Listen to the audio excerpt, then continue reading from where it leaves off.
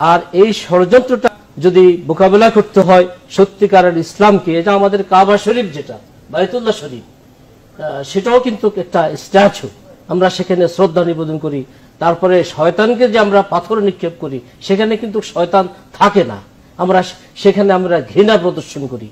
তো আসলে বিষয় কিন্তু এখানে ধর্মটা বিষয় না, ধর্মকে হাতিয়ার হিসেবে রাজনৈতিক স্বার্থে ব্যবহার করে ৭১-এ তারা গণহত্যা করেছে, অগ্নিসংযোগ করেছে, লুণ্ঠন করেছে, ধর্ষণ করেছে। আপনি বলছেন যে এই সকল বিষয় থেকে আমাদের মুক্তি পেতে হলে মাওলানা জিয়াউল হাসান, আপনি বলছেন যে বাইতুল্লাহ শরীফ, যে কাবা শরীফকে আপনি ভাস্কর্য বলছেন, আপনি বলছেন এর আগে আপনার আমাদের বিমানবন্দরের সামনে আপনার সেখানেও তারা, তারপরে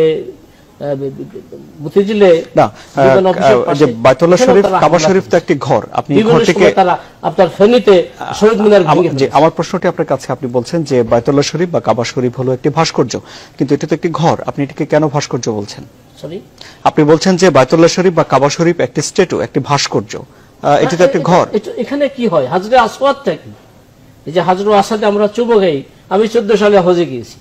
আসলে যেগুলো মানুষকে সত্য এবং ন্যায়ের পথে অনুপ্রাণিত করে, আজকে আমাদের 7 জন বীর শ্রেষ্ঠের 7টা স্ট্যাচু আছে, আমরা সেখানে শ্রদ্ধা নিবেদন করি। সাভারের যাত্রীর স্মৃতিসৌধে আমরা সেখানে শ্রদ্ধা নিবেদন করি। আজকে